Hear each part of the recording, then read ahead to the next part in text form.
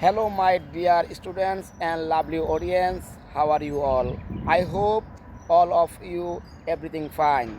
First of all, I thanks to Allah because Allah has given me wonderful voice and always give oxygen.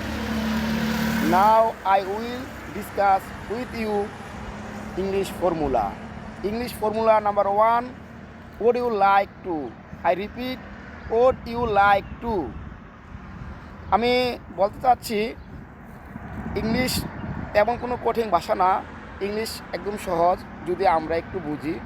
তো আমি English ফর্মুলার জন্য একটি sentence formula যেটাকে বলে ওটা কীভাবে ব্যবহার করতে হয় তা আমি আজ আমার স্টুডেন্টসের এবং লাভলি অডিয়েন্সের প্রতি বলবো একটু খেয়াল করার জন্য যে উড ইউ লাইক টু, এটার মানে হচ্ছে দ্যাট মিন্স